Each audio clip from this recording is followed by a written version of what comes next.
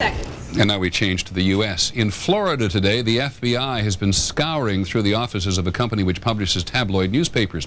Hundreds of people who work there are being tested for anthrax after one employee died from the disease and at least one other was exposed. Investigators naturally want to know if there was a link to terrorism. And here with us again tonight is ABC's Brian Ross. Brian?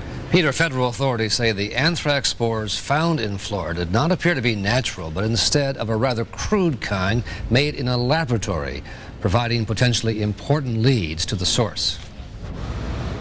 In fact, as the investigation continued in Boca Raton, authorities say the strain of anthrax discovered here almost certainly rules out a lone crackpot and could contain telltale markers leading investigators to a specific country or even laboratory.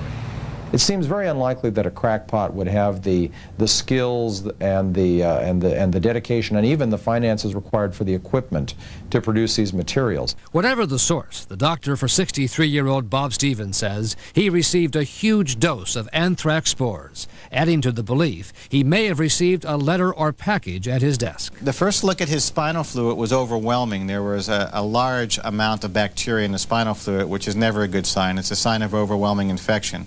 Today, many of Stevens' co-workers expressed outrage at what they said was the slow and inadequate federal government response, waiting 4 days to seal off the office building after anthrax was confirmed in Stevens. I just don't think that the government was prepared, and I'm upset. For example, employees said state and federal health officials have yet to address them, cannot tell them the proper dose of antibiotics for their children, and don't even have enough of the drug available for the recommended 60-day treatment period. Now I've heard there's not enough ciprofloxacin in the county, and we'll have to go elsewhere to obtain the remainder of the supply.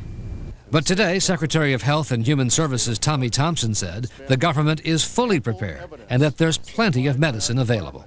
On every request, we have measured up and been able to respond to the situation in New York, Washington, D.C., Pennsylvania, and now in Florida. Federal officials say they remain baffled by the case, which is described as definitely malicious, most likely criminal, but Peter, not on a scale that would suggest terrorism. Many thanks, Brian. Brian Ross.